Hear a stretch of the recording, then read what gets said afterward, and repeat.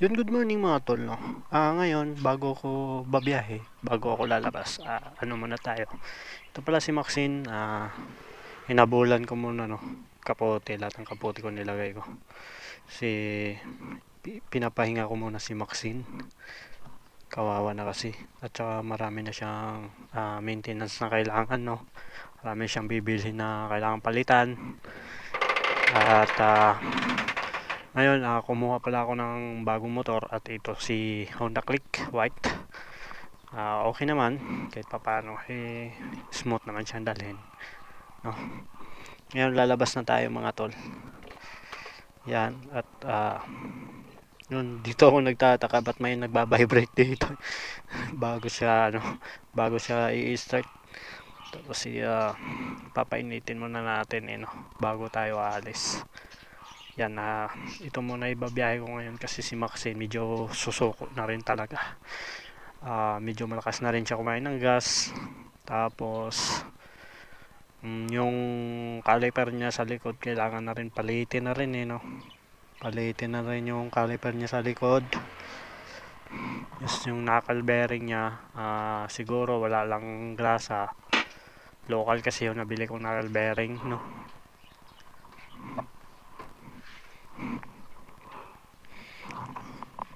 Ay, shit. Malabas to. Ayun, ito si Honda Click. Pang 5 araw ko na siya ngayon, no? Mga tol. Kahit wala pa siyang rehistro, nilabas ko na siya. Pero ano lang, dadaan lang tayo sa biyahe. Hindi ako rumaratat. Kasi nga, syempre, takot din ako eh. Wala kasi siyang rehistro. Ang dala ko lang muna is certificate muna, no? Maasa lang ako sa certificate.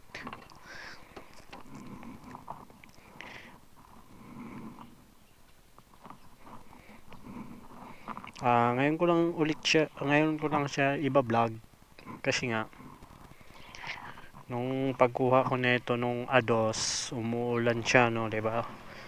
Ilang araw naman yung ulan, isang linggo. Kahapon uminit na, kaya ngayon naisipan ko mag-vlog. Yan.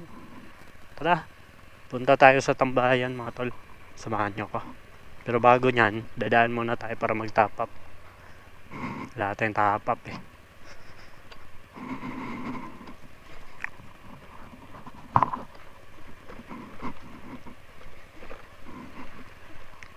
Parang naninibago ako, no mga tol, kasi nga, yun.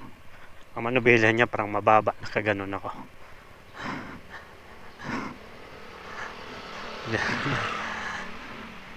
Tapos yung Inmax kasi, sanay ako na may nakikita sa harap. No, parang may estimate ko na si Maxine sa harap, no. Ito, medyo naninibago ako. Kasi nga dito, malapit sa akin. Yung harap ko, medyo nauna siya, no. Pero, tsaka yung manubela niya maliit. Naliliitan ako. Kaya pag naliliko, nahihirapan ako pag sa likuan. Tsaka itong starting niya, pag kailangan bombahin mo bago siya biberit, no? Kasi pagka bigla mong pinihit, wala siyang persa, parang nalulunod siya, no? Lunod siya sa gasolina, kaya kailangan pagka ganito, diba, dandahan ka muna, tapos sabay bomba, diba? Medyo pumersa siya. Kasi kapag diretso bito, yan, lunod siya.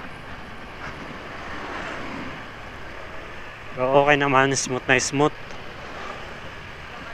Di ko lang alam kung mga ilang araw na ito, di ko alam kung ano talaga mga sakit ni Honda Click, no, version 3.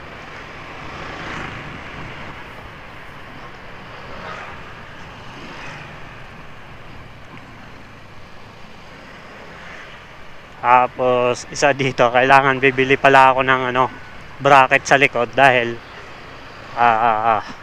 sa pwesto ng bag ko, hirap ako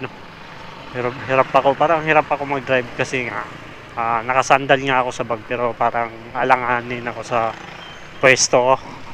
Parang alanganin ako. Hindi ako parang, ewan kung bakit. Yan, ayan kasi yung bag, oh. Dikit na sa likod ko. Alanganin ako. Yung mga tol, mag-top up muna ako. Putulin ko muna dito ang video ng mga tol. See you.